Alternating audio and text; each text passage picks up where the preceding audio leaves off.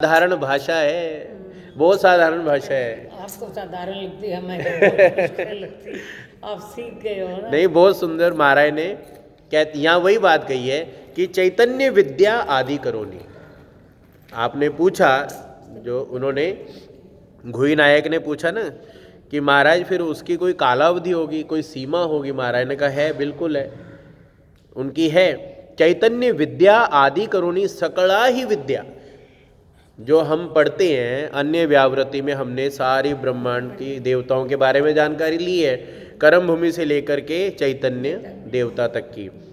तो ये चैतन्य आदि करोनी, चैतन्य को प्रमुख रख के, मुख्य रख करके सकला ही विद्या, बाकी जितनी भी विद्याएं हैं, विद्या मार्ग में विद्या का जानकारी ले ली। अपरा क्या है शब्द? अपरा, अपरा अपरा, अमोचका। अपरा यानी नीचे वाली, परा परा यानी श्रेष्ठ होती है, अपरा यानी श्रेष्ठ नहीं है। क्यों, किस अर्थ में नहीं है? क्योंकि अमोचक है, मोचक नहीं है, मुक्ति वहाँ नहीं है, मुक्ति का नाम ही नहीं है वहाँ पे।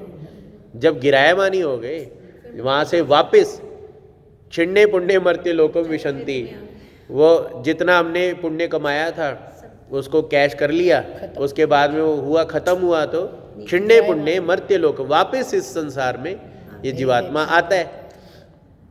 तो अमोचका बोली जाती, इसलिए उनकी अपनी अपनी लिमिटेशन है, कालावधि है। एक समय के बाद में वहाँ से नीचे आना पड़ता है। चैतन्य फल आदि करोनी सकल फले च्युति मनते बोली जेती। तो यहाँ इस संसार में परमात्मा के सिवाय बाकी जितनी भी हैं देवताओं के फल भी हैं, तो वो भी सब च्युतिमंत यानी गिरायमान, वो सब भी नाशवान है, अविनाशी नहीं है, गिरायमान है, स्थिर रहने, सदा कायम रहने वाले नहीं हैं। चैतन्य पर परमेश्वर पाविजे ते अच्युत पद बोलीजे। लेकिन वही बात है कि चैतन्य के बाद में, चैतन्य के परे जो परमेश्वर है, उसके बाद में जो आने वाला वो परमेश्वर का जो धाम, अगर उसको प्राप्त कर लेता है, चैतन्य पर परमेश्वर पाविजे, यदि परमेश्वर को प्राप्त कर लेता है, ते अच्युत पद बोलीजे, तो वो माना जाएगा कि उसने अच्युत पद की प्राप्ति कर ली, उसने अविनाशी पद की प्राप्ति कर ली, उस अविनाशी स्वरूप की प्राप्ति कर ली, उस परम धाम की प्राप्ति कर ली, उस मोक्ष की प्राप्ति कर ली। ते ही मणित ले। फिर अगला प्रश्न किया, हो का जी यावरी घुई नायक पूछ लिए। फिर घुई नायक ने अगला प्रश्न किया, जी जी ज्या क्रिया जीवासी कर्म निफजे तियेचे रूप कैसे। तो महाराज, जो इतनी क्रिया जो करता है जीव किसी कर्म के द्वारा, तो उस कर्म के क्या क्या रूप हैं, उस कर्म का थोड़ा वर्णन करें, प्रकार करें, बताएं। कैसा है? सर्वज्ञ मणितले क्रिया उभय रूपा, दो प्रकार की। वो क्रिया जिस क्रिया के द्वारा ये सब हासिल करता है, स्वर्ग, नरक, कर्म भूमि, मोक्ष, त्रियंच और अच्युत पद, नहीं तो परमात्मा को जाएगा, नहीं तो किसी प्रपंच को जाएगा, या फिर देवता के धाम में जाएगा। वो ये सारा जो सिलसिला है वो सिर्फ उसका एक ही निमित्त बनता है, कर्म। और उस कर्म के दो विभाग, उस कर्म के दो प्रकार कौन कौन से? क्रिया उभय रूपा, जी जी दोनों रूपे तिये कवणे। तो महाराज वो भी बताएं, दो प्रकार कौन कौन से? सर्वज्ञ मणितले संत रूप क्रिया, असंत रूप क्रिया। संत यानी अच्छा, असंत यानी बुरा कर्म, अच्छा कर्म बुरा कर्म। मग मिश्र ते त्याची माझी, और मिश्रता विकर्म, वो विकर्म अलग है, विकर्म वो नहीं, विकर्म तो है। फिर यहाँ ये भी साथ में बताया, संत रूप क्रिया, असंत रूप क्रिया, आणि मग मिश्रते त्याची माझी। मिश्रता जो हो जाती है, जैसे अच्छे में बुरा घोल दिया, बुरे में अच्छा घोल दिया, वो उसी में आ गया, उसी के अंतर्गत। लेकिन प्रमुख रूप में दो हैं, संत रूप और असंत रूप।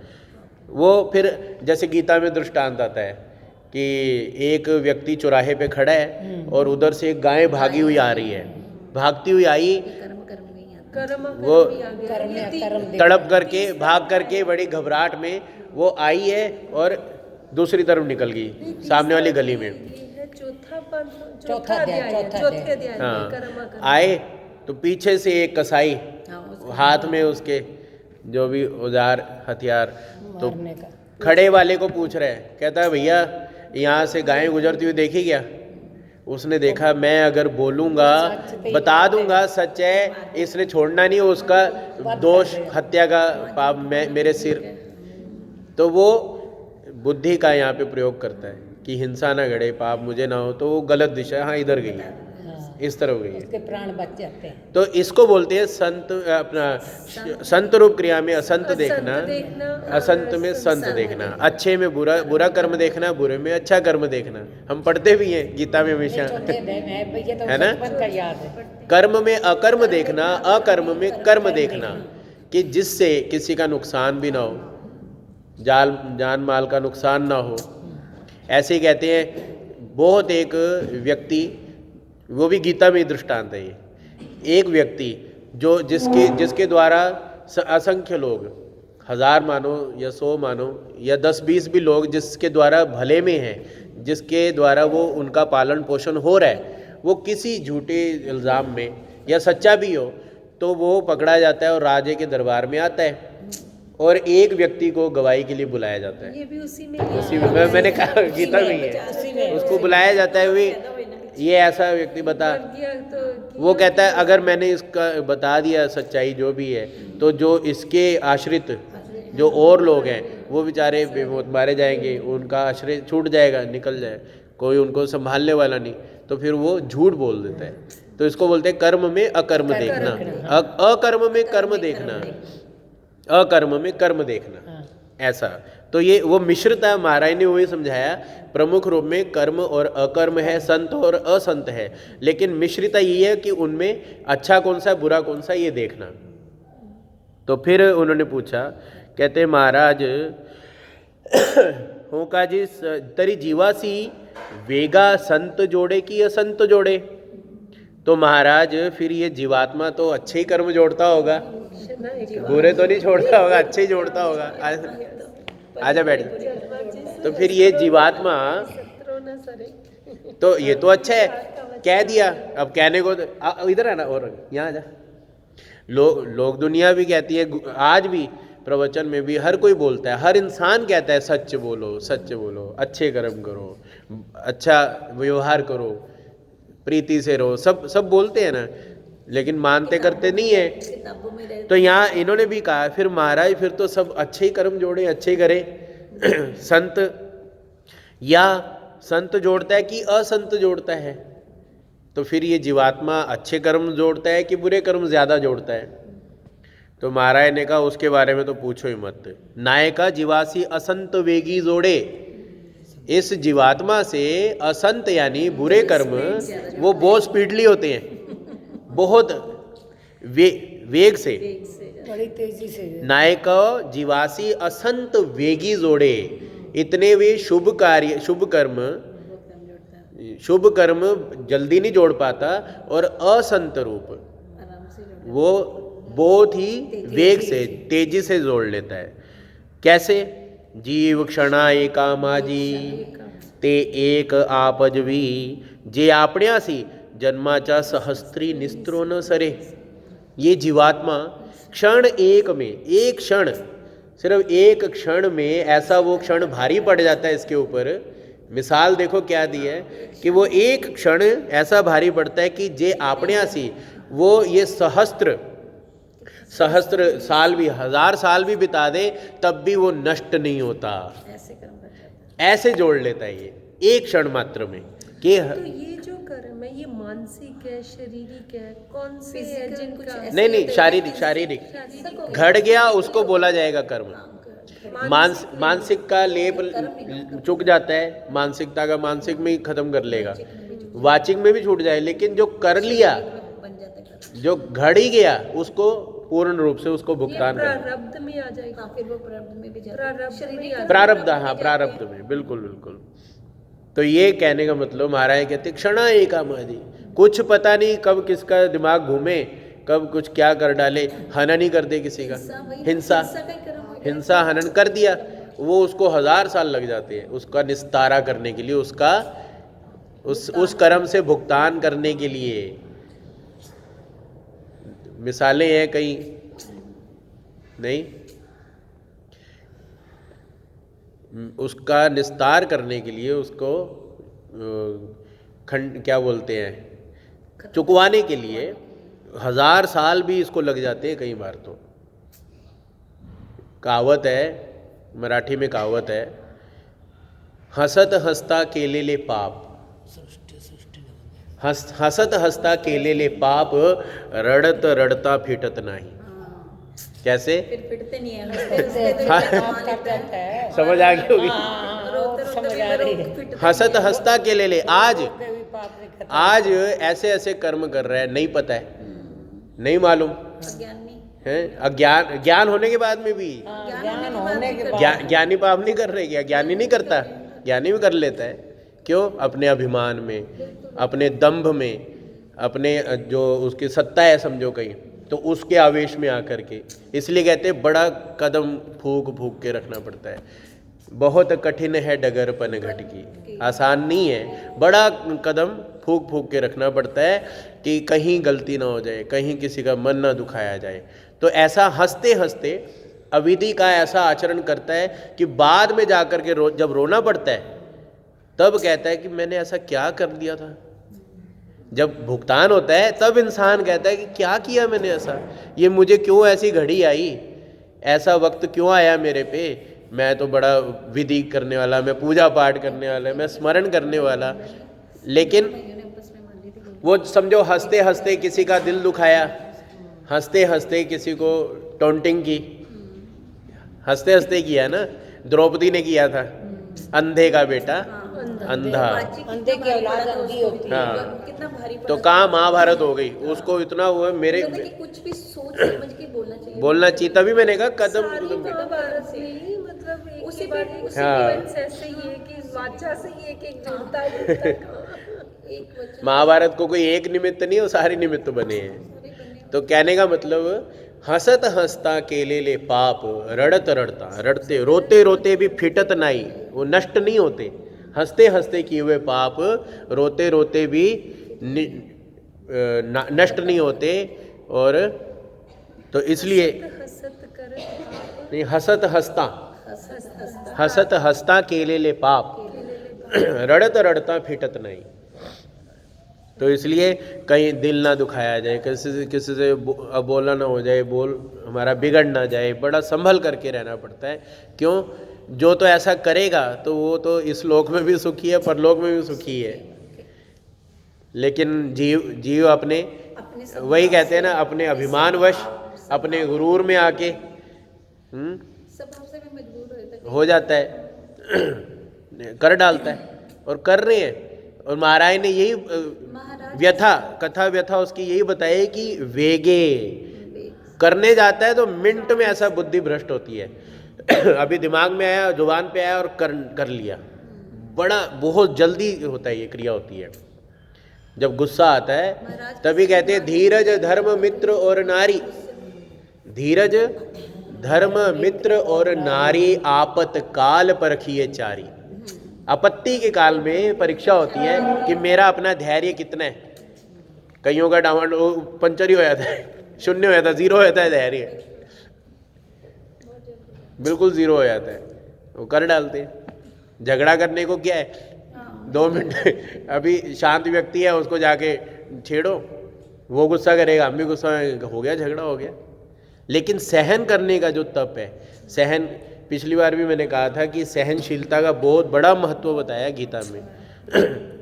इन्हीं को तो हमने फॉलो करना है, तो समझो हम ज्ञानी हो गए, साधु हो गए, हम संत हो गए। करते हैं, ज़रूरी नहीं है कि वस्त्र में ही, वस्त्र पहनने वाले ही करते हैं, दूसरे भी करते हैं। जो सात्विक व्यक्ति है वो बड़ा संभल के चलता है, बड़ा बोलता है, वो कहता है अपना भीतर ही स्मरण चलता रहे और फालतू की बात ना करे। ये भी है, ये फालतू की जो जुबान, बदजुबानी करनी या इधर उधर की अन्य वार्ता, तभी महाराज ने अन्य वार्ता के ऊपर कहा। ये भी उसका निमित्त है, ये भी उसका निमित्त बनता है कि अन्य वार्ते पसी निद्रा चांग, वरी निद्रा कीजे परी अन्य वार्ता न कीजिए। न कीजिए। यहाँ उल्टा है, अन्य वार्ता के लिए नींद को भी लिए जाएंगे, अन्य वार्ता किए जाएंगे। तो जो करेगा, जो अच्छा करेगा अच्छा है, नहीं तो फिर वही बात है, हंसत हंसता केले ले पाप, फिर बाद में रोना भी पड़ता है। स्मरण के टाइम ऐसे नींद आएगी, लेकिन बातें करेंगे ना तो तब नींद भी बड़ा करने के लिए आदमी किसी आरती आरती के लिए बोल दो तो तब जुबान नहीं निकलेगी, है जयकारे के लिए बोल दो तब नहीं जोर से, और अन्य वार्ता के लिए तो चार भी होंगे तो ऐसा लगेगा पता नहीं कितना वो बाजार लगा है। इतना शुरू दादा वो अभी शैतान आ गया है ना, हाँ, वो शैतान रात को भर नहीं सोने देता है, नहीं सोने देता है, चालू रहता है मोबाइल। तो महाराज ने समझाने का यही मतलब कि एक क्षण में जीव ऐसे ऐसे कर्म कर डालता है कि जिसको भुगताने के लिए, जिसको निस्तारण करने के लिए, निपटाने के लिए, खत्म नष्ट करने के लिए कई बार तो हजार वर्ष लग जाते हैं। ते जैसे जोड़े ते तैसे संत न जोड़े, ते जैसे जोड़े, जिस प्रकार असंत रूप कर्म ये जल्दी जोड़ लेता है, ऐसे संत रूप अच्छे कर्म जल्दी सहसा इससे नहीं जोड़ पाते। घुई नायकी पूछ लें हो काजी तरी ऐसे कर्म कवणीय भूमि निफजे नीमे। तो महाराज ये फिर कहीं भी इसका पालन होता होगा, या कहाँ ये ऐसा जोड़ता है ये व्यक्ति, ये मनुष्य जीवात्मा, ऐसी कौन सी भूमि है, ऐसा कौन सा स्थान है, या ऐसी कौन सी जगह है जहाँ पे ये जोड़ लेता है। तो फिर महाराज कहते हैं ते सांगी जो जी, महाराज वो बतलाए। सर्वज्ञ म्हणतले कर्म भूमि एक करिता एक नीमे एक निफजे स्वर्गी नरकी असे तेची नीमे।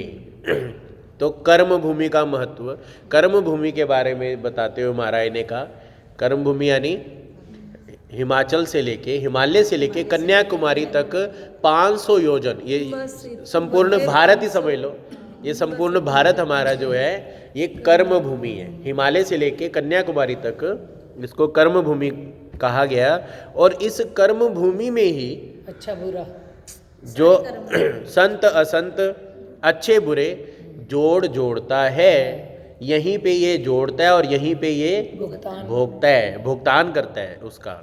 कर्म भूमि एक करिता एक नीमे, नीमे यानी नीमे भुगतान करना, एक निफजे, और कर्मों की उत्पत्ति भी यहीं से करता है। निफ्ता भी यही। कहने का मतलब कि यहाँ पे जो कर्म किया उसका फल यहीं पे ही मिल जाता है इसको।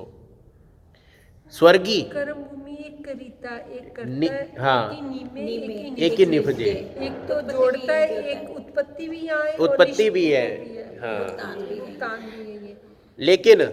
लेकिन स्वर्गी नरकी असे ते नीमे, तेजी नीमे। जो यहाँ किया हुआ है कुछ तो यहाँ पे भुगतान करता है, और कुछ जो बड़े रह जाते हैं तो या तो फिर स्वर्ग में जाता है या फिर नरक में जाता है। वहाँ कर्मों की उत्पत्ति नहीं है, वहाँ सिर्फ नीमे यानी भुगतान, वहाँ भुगतान देना है।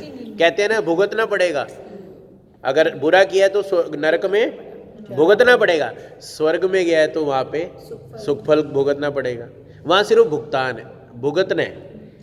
स्वर्गी नरकी असे ते नीमे, नीमे शब्द का मतलब भुगतान करना, उसका जो बैकअप जो उसका रिटर्न है, अच्छा है तो वो, बुरा है तो वो प्राप्त करता है। लेकिन यहाँ पे क्या है, यहाँ भुगतान भी है, यहाँ उत्पत्ति भी कर्म की यही कर्म भूमि में है।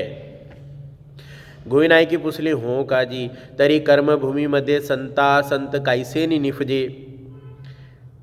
तो फिर महाराज ये संत और असंत की परिभाषा क्या है, इसकी डेफिनेशन क्या है, संत क्या है, असंत क्या है, किस प्रकार से पता चलेगा ये संत रूप कर्म है, ये असंत रूप कर्म है, ये कैसे पता चलेगा?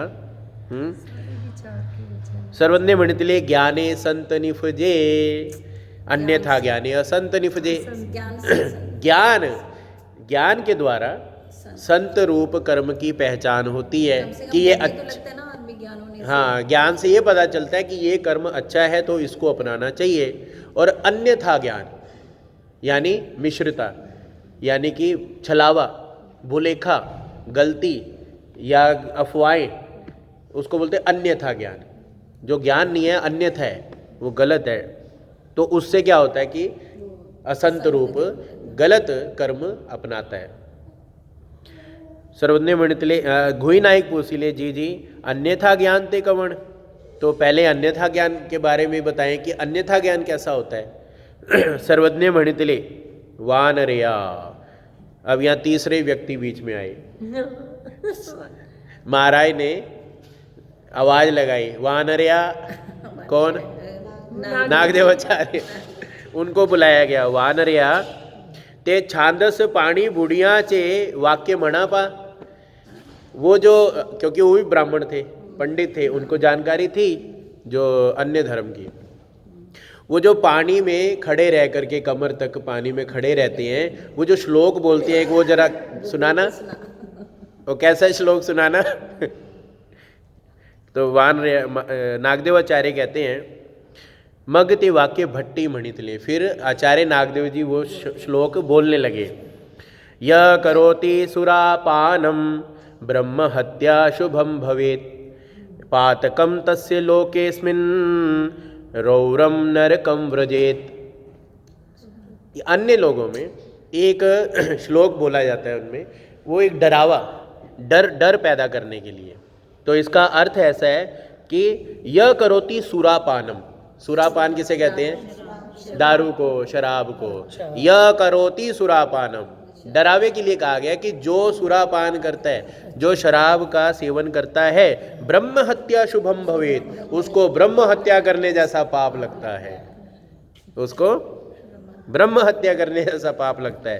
पातकम तस्य लोकेस्मिन्, ऐसे जो पापी लोग हैं, रौरम नरकम व्रजेत, वो रव नामक नरक, नरकों के अलग अलग प्रकार गुरुजी कई बार सुनाते हैं, अभी भी पिछले हफ्ते भी सुना रहे थे।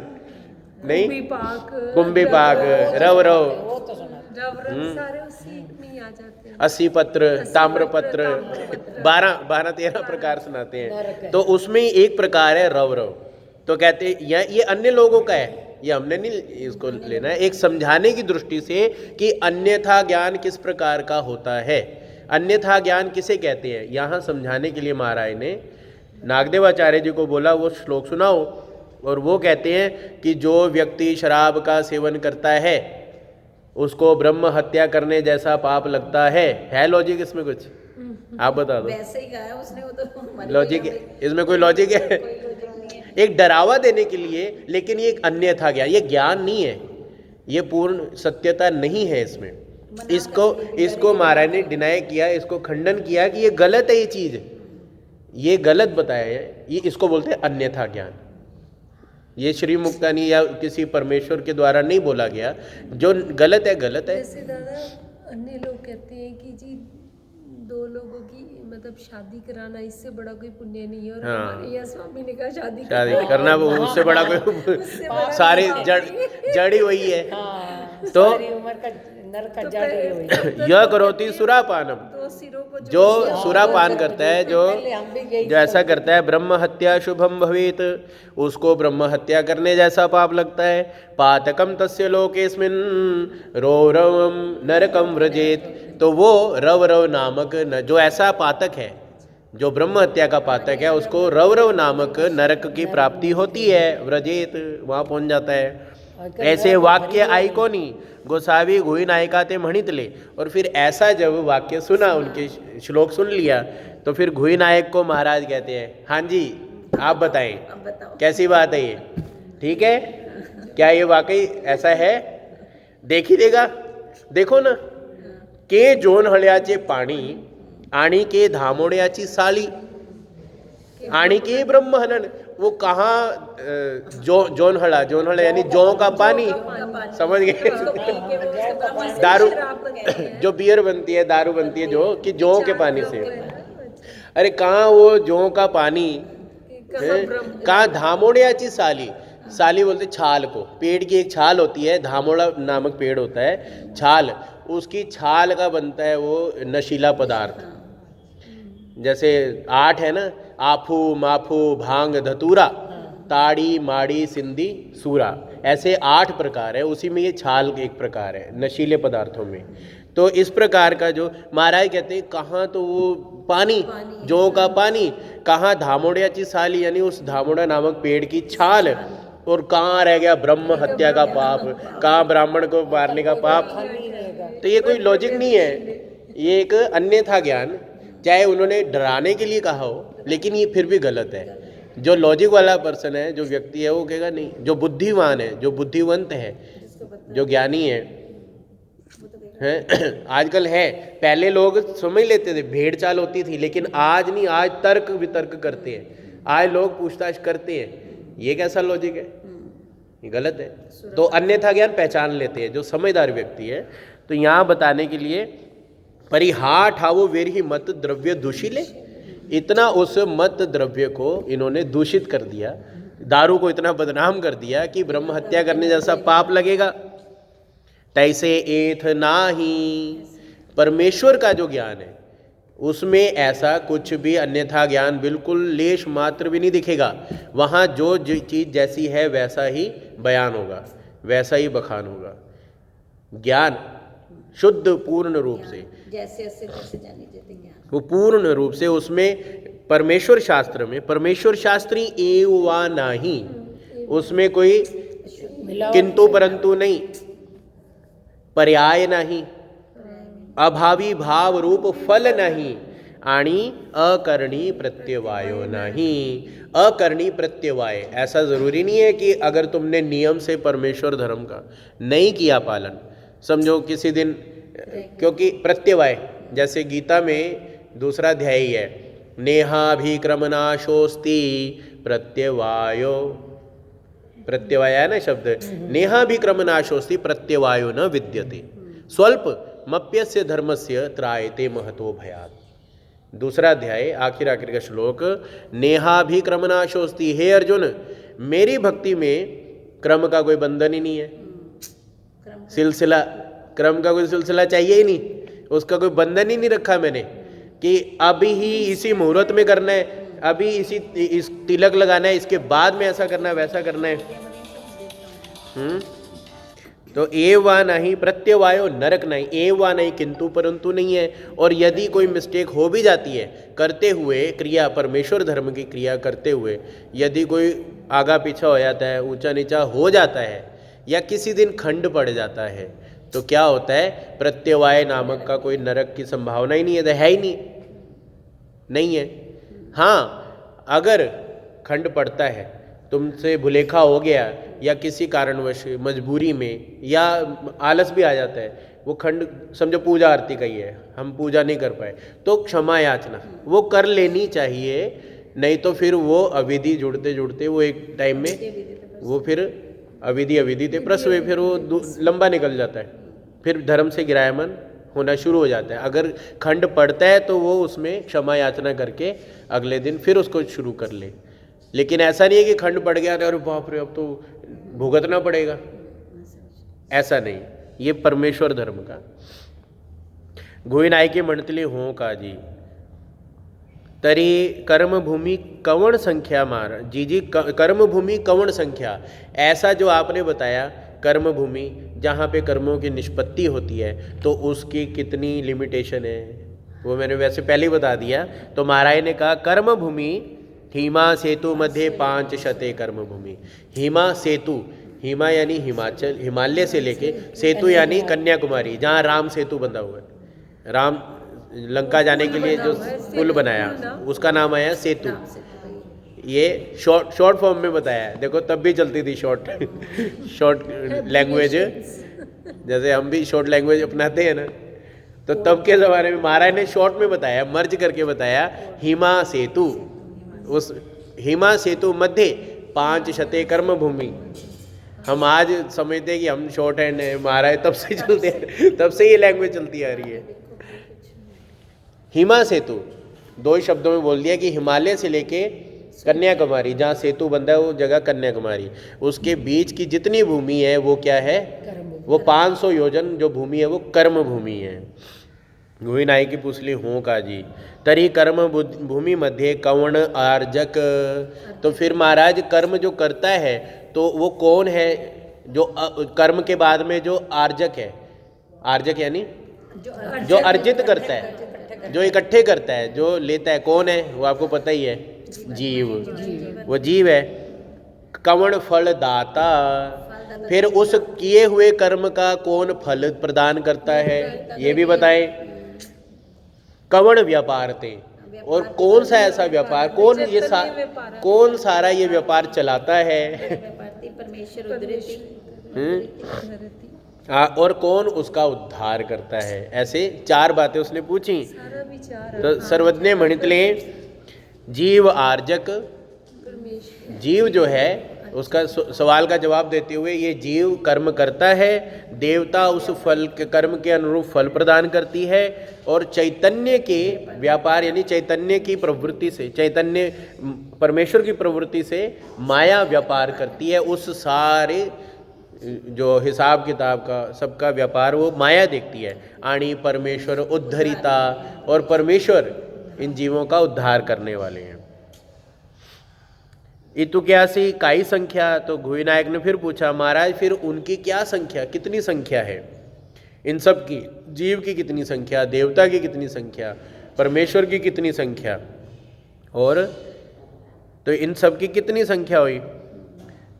और ब्रह्मांड जो मतलब जैसे कर्म भूमि एक स्थान है, तो सर्वज्ञ मणितले अनंते ब्रह्मांडे, अनंत ब्रह्मांड, एक ही नहीं है, अनंत ब्रह्मांड है, अनंत देवता हैं, अनंत जीव है, और अनंत ही परमेश्वर है। ईश्वर एक है, परमेश्वर माया तो एक है। हाँ माया से ही बन जाते हैं वो। माया तो एक ही रहती है। अनंत देवता, अनंत देवता शब्द आया ना यहाँ, अनंते ब्रह्मांडे, अनंत ब्रह्मांड, अनंता देवता, 7 द्वीप और 9 खंड मिला के एक ब्रह्मांड, एक ब्रह्मांड कहलाता है। 7 द्वीप 9 खंड एक ब्रह्मांड। अब साइंस आजकल खोज कर रहे हैं, तो कहते हैं और भी है क्या, और भी प्लैनेट्स हैं, और उनमें भी जीव है क्या, वहाँ भी क्या ऐसे जैसे यहाँ पे मनुष्य वो है, मतलब यहाँ जीवन है, जैसे हमारे प्लैनेट में, हमारी धरती पे है, जीव है और जीवन है, ऐसे और भी हैं क्या। तो यहाँ तो स्पष्टीकरण पहले ही कर दिया है, अनंत, अनंत ब्रह्मांड। खाली इसी में नहीं है, अनंत हैं।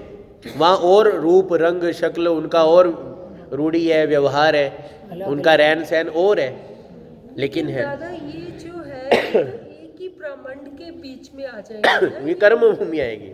नहीं नहीं नहीं, ऐसे अनंत ब्रह्मांड, हाँ, जैसे ऐसे एक, अनंत। चंद्रमा की या उसकी हमें नॉलेज है, वो तो हमारे ही ब्रह्मांड का, हमारे ब्रह्मांड का है। ऐसे अनंत और ब्रह्मांड, अनंत ब्रह्मांड। और उन गैलेक्सी कहते हैं वो पूरी की पूरी अब हमारे ब्रह्मांड की हो गई ना। अब कार्य है तो कर्ता भी आना चाहिए। कार्य क्या है कि ब्रह्मांड को चलाना है, चलाने के लिए फिर उतनी देवता, यानी अनंत ब्रह्मांड है तो अनंत ही देवता ही हैं।